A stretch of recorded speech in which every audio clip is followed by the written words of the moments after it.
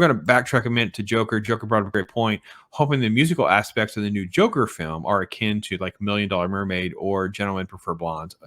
I don't know what to expect. I'm hoping if I had to write it in Joker, they locked me in a room, you have to write it as a musical.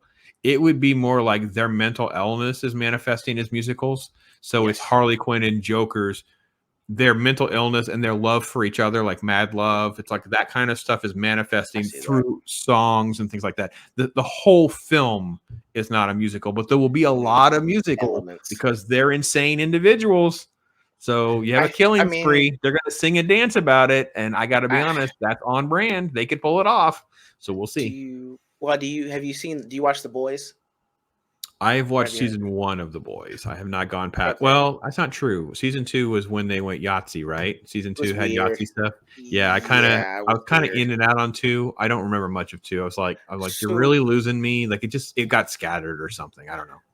There is a scene with the female with when she's with the Frenchman, and so she can't tell him how she feels, so she plays this song, and then in her mind they dance to the song while she's trying to get out the words because she can't speak. And then you're like, what's going on? They just jump into it, and then the music stops, and she just looks up, and he says, everything okay? And she's like, she just nods, and you're like, okay, I can see how you would do it if you're doing it in that vein. It's just right. I don't know. I don't. It's gonna be weird. It's definitely going to be one of the most interesting projects to see what actually manifests. And I do love that. I got to be honest. I have so little respect for Hollywood that if I have people, whether I approve of the concept or not, that are willing to take such a radical risk, good on them. You've got some cojones to do and try. Well, then I got a question then. So to you, I'm watching the Joker, and I know to me that's not definitive Joker. That's more like Taxi Cab Driver, Robert De Niro. Did you get that vibe? Oh, absolutely. King of Comedy and Taxi Cab. Yeah, it's Taxi Driver and King of Comedy, 100%. Okay. Which would have been the elevator pitch. The elevator pitch was, I want to do a standalone Joker movie. Like, oh, we're not doing that, but I can't see. No. Right. I want to do Taxi Driver and King of Comedy. Okay. And that's his elevator pitch. And that's what got the script done. And he got it through. And he went and got like a super class level actor to buy into it. And it's performance driven and dialogue driven. And we don't spoon feed. We treat people like adults to figure it out. And it turned out to be a great film. And it moved people. And that's why I was like, hey, this is I'm watching a movie that's not the Joker, but I'm watching a man's descent into madness. That's fine. If I looked at it from that angle, I said, oh, hey, it's actually a pretty good movie.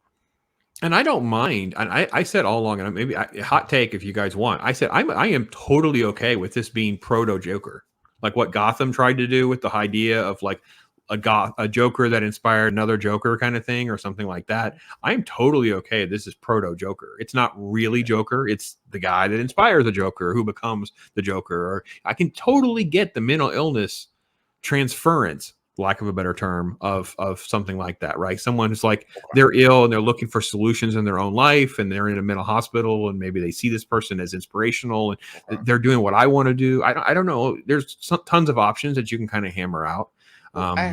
Did you ever get to read Three Jokers yet? I did. And I really am kind of probably in a small community that really liked it. And it was because I'm totally... liked it too.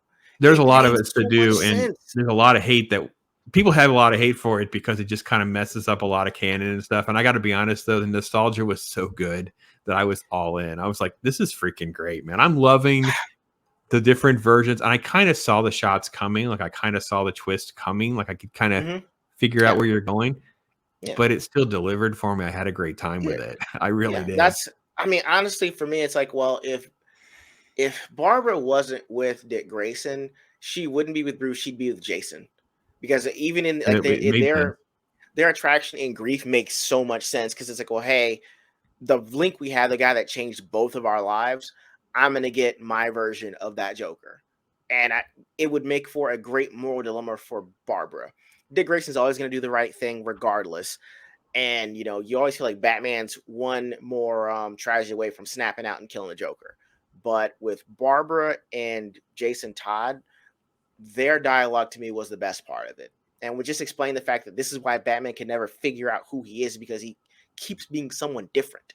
So that was, I don't know if they're gonna do a part 2. I'd rather it be close ended on that end, but I actually enjoyed Jeff it. Johns can't leave stuff alone though. So yeah, he's addicted to his own resume, I think. So